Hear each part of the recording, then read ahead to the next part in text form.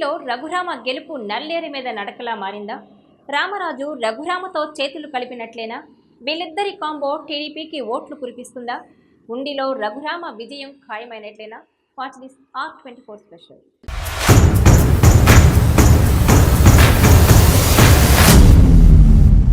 అత్యంత రసవత్తరంగా మారిన ఆంధ్రప్రదేశ్ సార్వత్రిక ఎన్నికల్లో ప్రత్యేకంగా కొన్ని నియోజకవర్గాలు అందరి దృష్టిని ఆకర్షించే జాబితాలో ఉన్నాయి.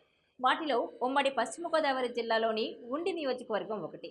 దానికి కారణం అక్కడి నుంచి కూటమి అభ్యర్థిగా టీడీపీ నుంచి రఘురామకృష్ణంరాజు బరిలోకి దిగడమే అనేది తెలిసిన సంగతే. వాస్తవానికి గతంలో వైసీపీ తరపున నర్సాపురం లోక్సభ అభ్యర్థిగా పోటీ చేసి గెలిచిన రఘురామకృష్ణంరాజు అనంతరం ఆ పార్టీకి ప్రధాన ప్రతిపక్షంలా మారిపోయారు.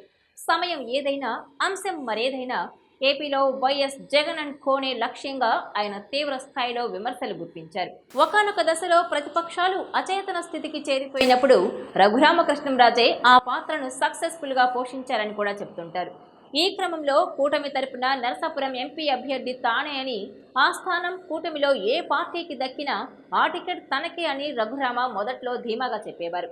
అయితే ఆ స్థానం బీజేపీ ఖాతాలో పడడం, ఆ పార్టీ రఘురామను పక్కన పెట్టి శ్రీనివాస్ వర్మకు టికెట్ ఇవ్వడం, తనను అకామిడేట్ చేయకపోతే ప్రజలు చంద్రబాబును నమ్మరనే స్థాయిలో రఘురామ కామెంట్స్ చేయడంతో రాజకీయం కీలకంగా మారిపోయిన పరిస్థితి. ఈ పరిణామాలతో రఘురామ స్థానిక అసెంబ్లీ నియోజకవర్గం ఉండి టికెట్ ఇస్తారా అనే చర్చ తెరపైకొచ్చింది. పైగా అప్పటికే కలవపూడి శివకు రెబల్గా మారి ఉన్నారు. మంతెన రామరాజుకు టీడీపీ టికెట్ దక్కింది.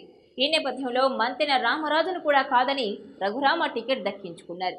దీంతో ఇద్దరు రెబల్స్ మధ్య ఉండిలో రఘురామ ప్రయాణం అంత ఈజీ కాదనే కామెంట్లు వినిపించాయి. అయితే అనూహ్యంగా మంతెన రామరాజు నుంచి రఘురామకృష్ణంరాజుకు మద్దతు దొరికింది. ఇద్దరు కలిసి ఉండి నియోజకవర్గంలో ప్రచార కార్యక్రమాలతో హోరెత్తించేస్తున్నారు. ఈ సందర్భంగా ఒక ఆసక్తికర పరిణామం తెరపైకొచ్చింది. ఇందులో భాగంగా రఘురామకృష్ణంరాజు, మంతెన రామరాజు ఒకే బుల్లెట్ పై ప్రయాణిస్తూ కనిపించారు. అవును, అనూహ్యంగా ఉండి టికెట్ కోల్పోయిన రామరాజు ఆ టికెట్ అంతకంటే అనూహ్యంగా దక్కించుకున్న రఘురామకృష్ణంరాజు ప్రచార కార్యక్రమాల్లో భాగంగా ఇద్దరు ఒకే బైక్ పై కనిపించారు. దీనికి సంబంధించిన ఫోటో ఇప్పుడు స్థానికంగా వైరల్గా మారింది. రఘురామకు ఒక సమస్య తీరిందనే కామెంట్లు ఈ సందర్భంగా తెరపైకొస్తున్నాయి. మరి అత్యంత రసవత్తరంగా జరుగుతున్న ఈ సార్వత్రిక ఎన్నికల్లో ఉండిలో రఘురామ సత్తా చాటుతారా లేదా అనేది వేచి చూడాలి.